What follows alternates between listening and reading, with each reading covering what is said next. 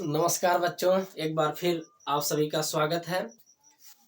पिछली वीडियो में हमने किरचॉफ का द्वितीय नियम समाप्त किया था। आज हम उसी पर आधारित प्रश्न करेंगे। देखिए, संलग्न परिपथ में किरचॉफ के नियम से प्रत्येक प्रतिरोध में प्रवाहित धारा का मान, हर एक प्रतिरोध में, इसमें इस रेजिस्टेंस में, इस रेजिस्टेंस में, इसमें हमें क्या निकालना है? धारा। तो हम धारा किरचॉफ के नियम की सहायता से हमें करना होगा। तो इसमें करना कैसे है? देखो, इसमें करना क्या है?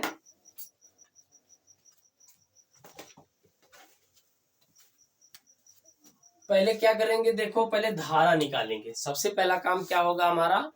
करंट को फ्लो कराएंगे। देखो, हमेशा बैटरी के प्लस सिरे से धारा निकलेगी, ठीक है। अब देखो, धारा निकालते हैं। यह धारा यहां से निकलेगी, यहां से यहां पर आएगी। यह धारा कौन सी जाएगी? ये I1 मान लेते हैं। यह धारा कौन सी है? I1। यह धारा कौन सी है? I1, ठीक है। I1 धारा मान लेते हैं। अब देखो, यहां से धारा, इस वाली बैटरी से धारा निकालेंगे। इस वाली बैटरी से जब क्या करेंगे? धारा निकालेंगे, तो यह धारा हो जाएगी क्या? I2। अब I2 यह धारा हो गई, तो यह धारा आगे बढ़ेगी। धारा आगे बढ़ेगी, I2 आएगी। यह धारा आगे बढ़ेगी, यह धारा आगे बढ़ेगी, I1 I2 आएगी। और यहाँ पर तीसरी धारा बन जाएगी, यानी कि I3। धारा क्या बनेगी? है I3। और I3 बराबर हो जाएगा I1 प्लस I2। ये तीसरी धारा क्या हो जाएगी? बन जाएगी, ठीक है। अब पुनः जो धारा है, पुनः यह धारा I2 इधर चली जाएगी। I2 धारा पुनः इधर चली जाएगी, क्योंकि जो धारा बैटरी से निकली है वह धारा बैटरी के अंदर जानी चाहिए, ठीक है। पुनः देखो, यह वाली धारा जो है, यह धारा यहाँ पर आएगी, ये इधर चली जाएगी, और यह धारा हमें मिल जाएगी। कौन सी धारा? I1। ये कौन सी धारा हो जाएगी? I1। तो हमने धारा का वितरण कर लिया। धारा का वितरण हमने कर लिया कि इसमें इस वाली ये बैटरी ने I1 धारा दी, इस वाली बैटरी ने I2 धारा दी, और यह संधि है, बिंदु बी संधि है। संधि पर मिल करके यह तीसरी धारा यहाँ पर निकल आई, यानी कि I1 I2 का योग हो गया I3। अब पुनः यहाँ से धारा क्या होगी? इस वाले टर्मिनल के पास जानी आवश्यक है, तभी बैटरी काम करेगी। तो यहाँ से धारा निकली और यहाँ पर क्या हो गई? चली गई, ठीक है। और यहाँ से भी क्या हो गई? यह धारा वापस आकर के माइनस वाले पर क्या हो जाएगी? चली जाएगी, ठीक है। अब हम किरचॉफ का नियम लगाते हैं और धारा का वितरण ज्ञात करते हैं। सबसे पहले देखते हैं बंद पास। देखो, हम धारा किस दिशा में चले? इधर चलते हैं। हम इस दिशा में चलना चाहते हैं। बंद पास 1 में हम इस दिशा में चलना चाहते हैं, इसमें हम इस दिशा में चलना चाहते हैं। तो देखो क्या है, लिखेंगे बंद पास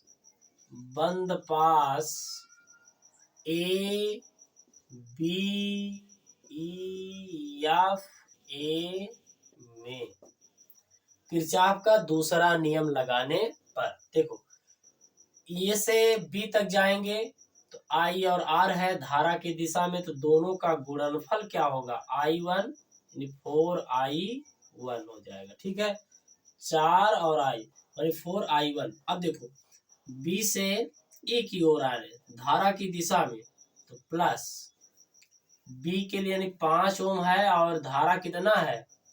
I1 प्लस I2। इधर जाएंगे, ई से अब कोई प्रतिरोध और नहीं है, विभव सेम। अब इसके बाद इसमें माइनस से प्लस, अब बैटरी में देखते हैं, माइनस से प्लस की ओर जाएंगे तो भाई हमें प्लस मिलेगा। अब इसको सॉल्व करेंगे। सॉल्व करने पर क्या हो जाएगा? या 4I1 plus 5I1 plus 5I2 is equal to 3 volt, ठीक है। अब देखो क्या है, या 5 4 9 9I1 plus 5I2 is equal to 3 volt, माने 3 लिख देते हैं, यहाँ पर लिख देंगे केवल हम 3। अब इसको बना लेते हैं इक्वेशन नंबर 1, समीकरण नंबर 1। यह समीकरण कौन सी हो गई? समीकरण नंबर 1 हो गई। ठीक है, इक्वेशन नंबर बनाते हैं कौन सी? 1, समीकरण नंबर 1। ठीक है, तो 9I1 इस रूप में 9I1 5I2 is equal to कितना आ जाएगा? 3। सही है यहाँ तक। अब देखो बंद पास पुनः देखते हैं, पुनः बंद पास क्या है? अब देखो धारा की दिशा में सी बी, यहाँ से चलते हैं डी सी बी, चला चल ठीक है, यहाँ से चलते हैं सी बी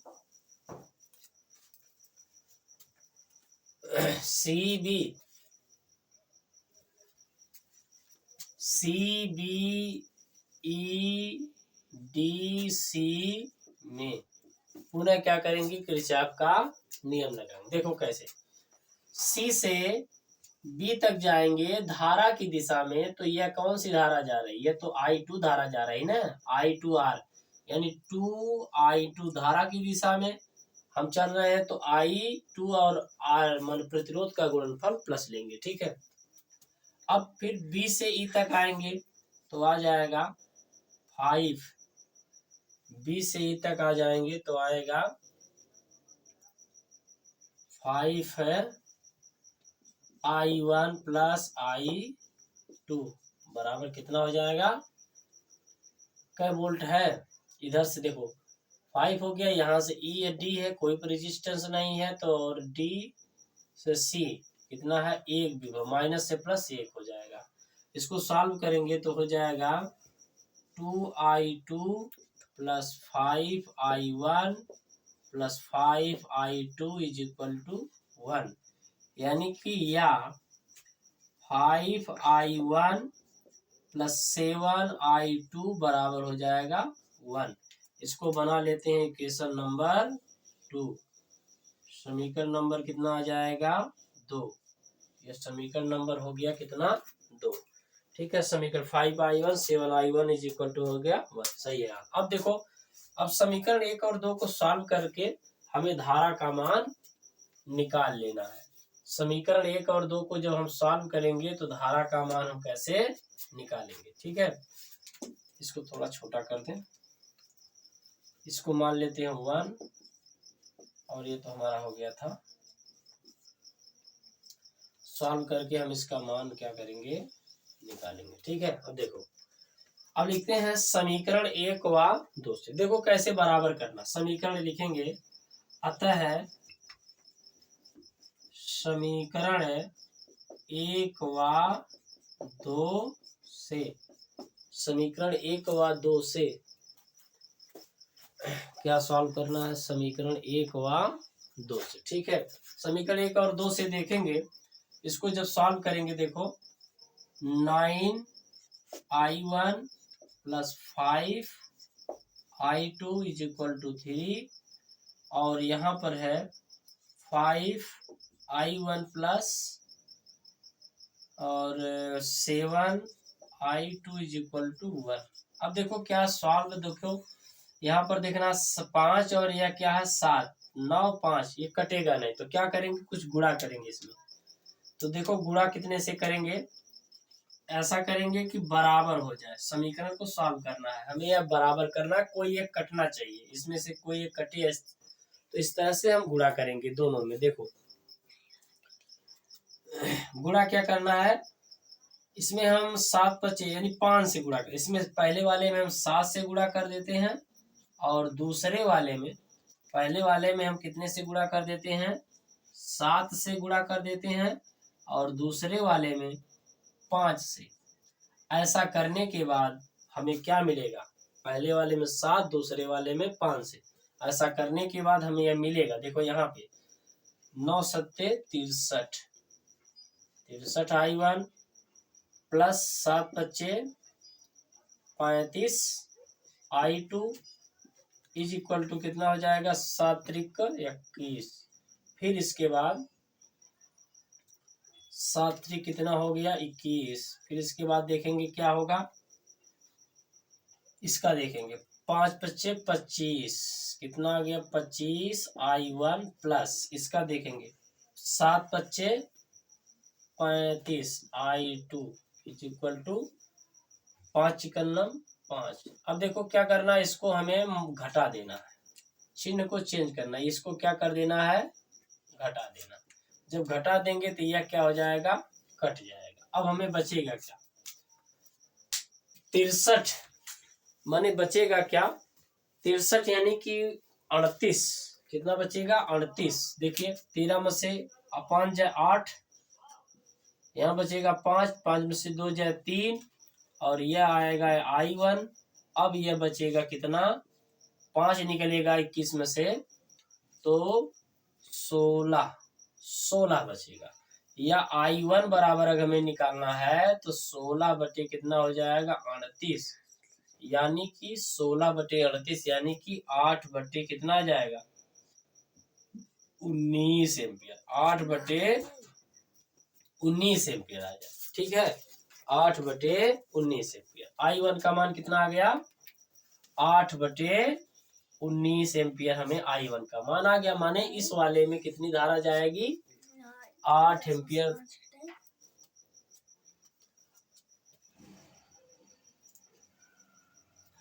I1 बराबर 16 बटे 38 हो जाएगा 8 बटे 19। ठीक, अब इसके बाद अब I1 का मान समीकरण नंबर किसी एक में रख दीजिए, चाहे एक में रखिए चाहे 2 में रखिए, हमारा जो है मान आ जाएगा। देखो समीकरण नंबर 1 में या 2 में किसी में मान रखिए तो हमें मान आ जाएगा।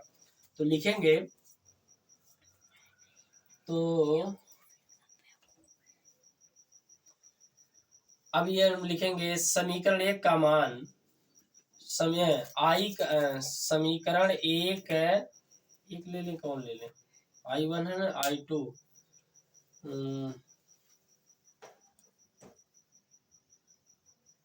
किसी में रख देते हैं, 1 में रखे चाहे 2 में रखते हैं।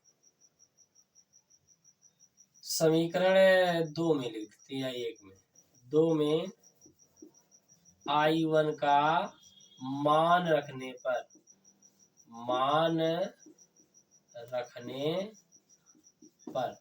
जब इसमें मान रख देंगे तो 5 गुणे 8 बटा 19 समीकरण 1 है 8 बटे 19, 5 गुणे 8 बटे 19 प्लस 7I2 इक्वल टू 1। अब इसको सॉल्व करेंगे तो हो जाएगा 40, 16 बटे रख देते तो ठीक है 5, हाँ 8 25 40, 40 बटे 19 और प्लस 7I2 बराबर हो जाएगा 1। ठीक है, या 7I2 बराबर हो जाएगा 1 माइनस 40 बटे 19 को सॉल्व कर देना है। अब यह हो जाएगा 19, यहाँ से निकलेगा कितना 19 माइनस 40 बटे में कितना आ जाएगा 19 और यह आ जाएगा 7I2। ठीक है 7I2 हो गया। अब यहां से कितना आ जाएगा निकलेगा 19 40 यानी निकलेगा 72 19। 72 कहां से आएगा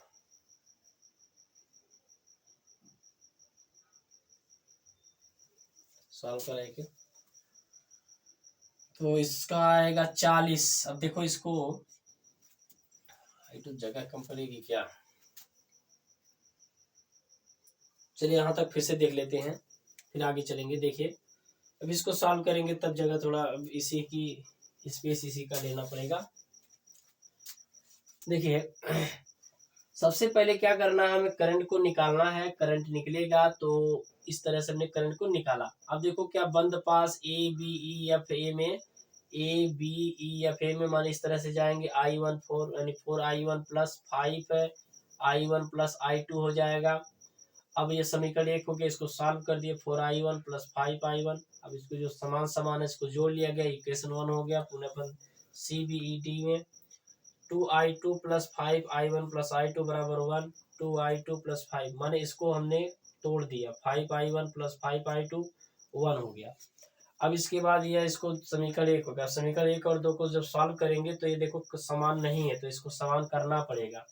तो हमने 7 और 5 से इसमें ऊपर नीचे गुणा कर दिया। तो अब इसको जब हमने सॉल्व किया तो 38I1 और I1 बराबर हमारा 8/19 एम्पियर आ गया है। करेक्ट है यहाँ तक। अब देखो यहाँ तक है। अब हमें निकालना है I2 निकालना है। तो यहाँ से 40, तो यानी आ जाएगा 21, यहाँ से आ जाएगा 21 और बटे में 7 गुणे 19 आ जाएगा। 7 त्रिक 21 यानी 3/, आ जाएगा 19 एम्पियर।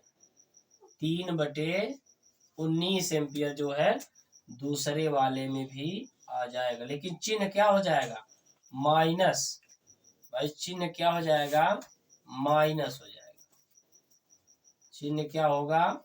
माइनस। यानी 8 कितना हो गया?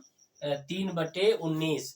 3/19 चिन्ह माइनस। माइनस चिन्ह यह बताता है कि जो हमने I2 को माना है, I2 को माना इस दिशा में जाना चाहिए, लेकिन ये I2 अब इधर धारा नहीं दे करके ये I2 धारा इधर जानी चाहिए। ऋण चिन्ह हमें यह इंडिकेट करता है। तो -3/19 एम्पियर। अतः यहाँ पर लिखेंगे।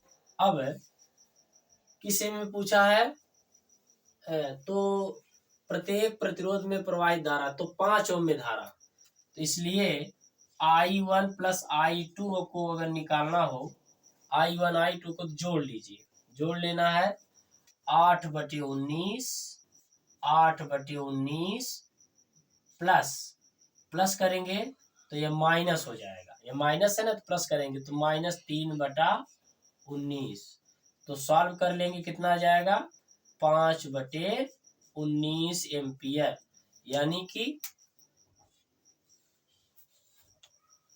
5/19 एम्पियर जो हमें क्या मिल जाएगी? I1 I2 का मान मिल जाएगा। 4 ओम में धारा जो मिलेगी हमें 8/19 एम्पियर मिलेगी। इसमें जो धारा मिलेगी वह धारा हमें मिल जाएगी -3/19। लेकिन धारा इस दिशा में ना जा करके इस दिशा में धारा जाएगी, क्योंकि हमने तो मान लिया, लेकिन यह ऋण चिन्ह बताएगा जो हम दिशा माने उस दिशा की विपरीत धारा बहेगी। ठीक है, तो हमारा यह हो गया पहला प्रश्न। दूसरे प्रश्न पर आते हैं, सॉल्व कर लेना इसको। अगला प्रश्न है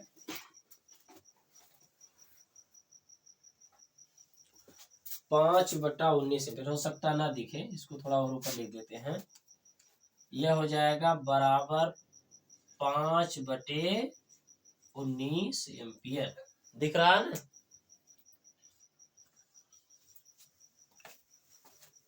5/19 एम्पियर आ जाएगा। ठीक है, यहाँ तक 5 ओम में धारा आ जाएगी। ठीक है, अब आगे देखो। इसमें निम्न परिपथ में 2 ओम प्रतिरोध में धारा ज्ञात कीजिए। धारा कैसे ज्ञात करना? हर एक प्रतिरोध में सबसे पहले करंट को हम क्या करेंगे? निकालेंगे। देखो, यह बैटरी इधर धारा देगी, इस धारा को लिख देते हैं I1। ठीक है, यह जो है धारा I1 जाएगी, यहाँ जाएगी I1 धारा। अब यह वाली बैटरी देखो इस दिशा में धारा देगी। ठीक है, अब यह धारा इधर आ जाएगी, इस धारा को मान लेते हैं I2 धारा है। यह धारा जो है क्या है? I2 धारा है। यह भी I2 धारा है। ठीक है, अब यह धारा जब अंदर जाएगी तो यह धारा बन जाएगी I3। यह धारा क्या बन जाएगी? I3 धारा क्या बनेगी? I3 धारा बन जाएगी। और जब यह I3 धारा बन जाएगी तो I3 बराबर हम जानते हैं क्या हो जाएगा? I1 plus I2। यह हो जाएगा I1 प्लस I2। यह धारा अंदर वाली बन जाएगी I1 प्लस I2। अब यह धारा यहाँ पर भी I3 धारा जाएगी। फिर यह जो धारा I1 आई है तो अपनी अपनी धारा अपने बैटरी में क्या हो जाएगी? माने बैटरी अपनी धारा खींच लेगी। यह भी बैटरी क्या करेगी? अपनी धारा को क्या कर लेगी? खींच लेगी। ठीक है, अब हम देखते हैं, हमें मिल गया बंद पास 1 और बंद पास 2। ठीक है, यह बंद पास 1 है या यह हो गया बंद पास 2। इसमें भी आप लिख सकते हो बंद पास 1 और यह बंद पास 2 है। बंद पास 1 और बंद पास 2 है, आप लिख सकते हो, कोई दिक्कत नहीं है। आगे देखो इसमें, अब देखो हमें किरचॉफ का नियम लगाना है, तो लिखेंगे बंद पास, लिखेंगे बंद पास, बंद पास किसमें चले, प्लस है ना, तो ए से लिखे, ए डी सी ए में किरचॉफ का दूसरा नियम हमें लगाना है। देखो दूसरा नियम कैसे लगेगा। अब हम चलते हैं पहले ए से, माने यहाँ पर कोई प्रतिरोध नहीं है, डी से सी की तरफ जाएंगे तो धारा की दिशा में तो हो जाएगा 1, यानी ये धारा हो जाएगी 1 गुणे I1, यानी कि I1। ये धारा कितनी हमने ली है, I1। ये धारा कितनी ली हमने, I2। ये सब I2 हो जाएगी, ठीक है। ये धारा हमने जो निकाली है I1 है, यह कितनी निकाली है, I2। अब यह हो गई I1, इसका गुणा करेंगे तो 1 में तो I1 आ जाएगा। फिर देखो पुनः इसमें C से इधर जाएंगे, धारा की दिशा में जा रहे हैं, तो 2I1 प्लस I2 बराबर, अब इधर देखो कुछ नहीं है, अब मतलब I1 plus 2I1 plus I2, अब इसके बराबर हो जाएगा, रेजिस्टेंस खत्म हो गया। विभव में देखेंगे बैटरी में, तो यह माइनस से प्लस की तरफ जाएंगे तो हो जाएगा 1। इसको सॉल्व करेंगे तो हो जाएगा, देखो I1 यहाँ और 2I1 वाला, तो 2 और 1 3I1 plus 2I2 is equal to हो जाएगा इक्वेशन नंबर 1, माने समीकरण 1 हो गया, ये बराबर 1 हुआ और इक्वेशन नंबर ये हो जाएगा 1। सही है यहाँ तक, यानी 3I1 इस रूप में हमें मिल जाएगा। 3I1 प्लस 2I2 बराबर हो गया। अब देखो क्या है, बंद पास, बंद पास, अब इसमें देखते हैं बंद पास दूसरे वाले में, बंद पास A B C A में, A B C A में, जहां से शुरू करो वहां पर जाना आवश्यक है, जहां से शुरू कर रहे हैं वहां पर जाना आवश्यक है, ठीक है। इसमें लगाते हैं किरचॉफ का दूसरा नियम। देखो इसमें कोई रेजिस्टेंस नहीं, इसमें देखते हैं, यहाँ पर आंतरिक प्रतिरोध शून्य माना गया है, दिया नहीं है। इसमें देखो B से C तक, B से C तक अगर हमें जाना है तो B से C तक जाएंगे तो हो जाएगा I2 प्लस CA, यानी 2I1 प्लस I2, और इसमें विद्युत वाहक बल कै वोल्ट है, 2 वोल्ट है, ठीक है। अब देखो यहाँ से देखो, यह हो जाएगा या 2I1, देखो इसको यहाँ 2I1 तो सॉल्व करेंगे इतना लिखेंगे, प्लस 3I, 2I2 यहाँ और I2 यहाँ, कुल मिलाकर 3I2 बराबर हो गया 2। अब इक्वेशन नंबर हमारा यह बन गया, इक्वेशन नंबर बन गया हमारा दूसरा, ठीक है। इक्वेशन नंबर है हमारा दूसरा बन गया। देखो किरचॉफ के दूसरे नियम पर यह प्रश्न हम कर रहे हैं, ठीक है। तो आ गया, पहले में आ गया 3I1 प्लस 2I2 आ गया, 1 के बराबर आ गया, और दूसरे में आ गया 2I1 प्लस 3I2 बराबर 2 के बराबर हो गया। वोल्ट तो बैटरी का एक ही वोल्ट है ना, ठीक है।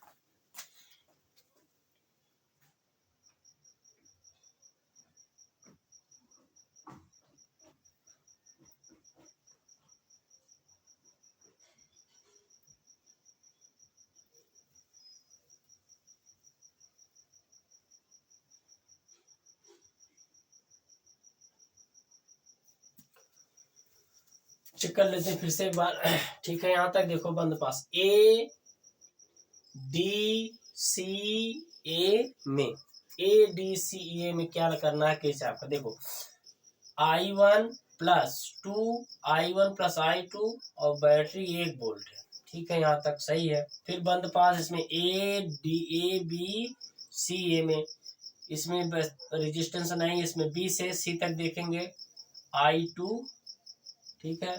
फिर सी से इसमें जाना है 2I1 प्लस I2। अच्छा, विभव कितना है 2 वोल्ट, ठीक है यहाँ तक। अब देखो समीकरण 1 और 2 को सॉल्व करो। समीकरण 1 व 2 से, समीकरण 1 व 2 से इसको लिखेंगे 3I1 प्लस 2I2 बराबर 1 व 2I1 प्लस 3I2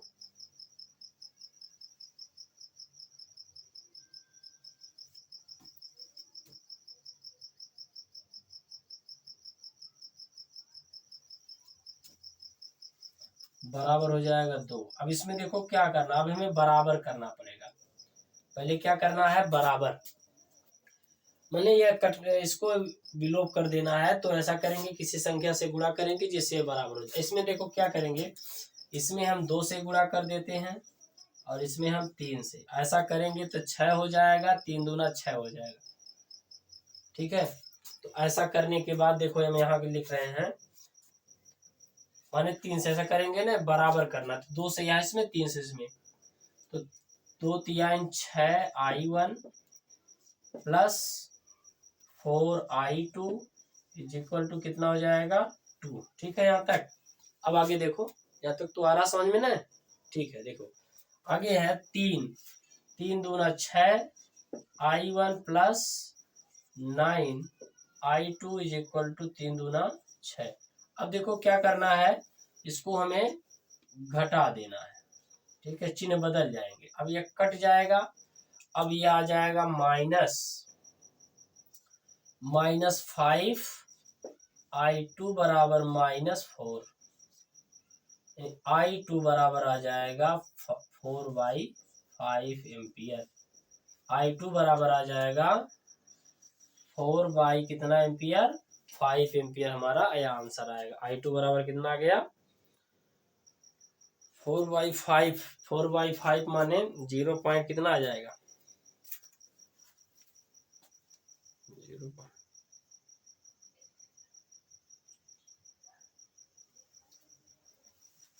I2 बराबर 4/5, यानी इसको हम लिख सकते हैं 0.8 एम्पियर की धारा आ जाए, ठीक है यहाँ तक।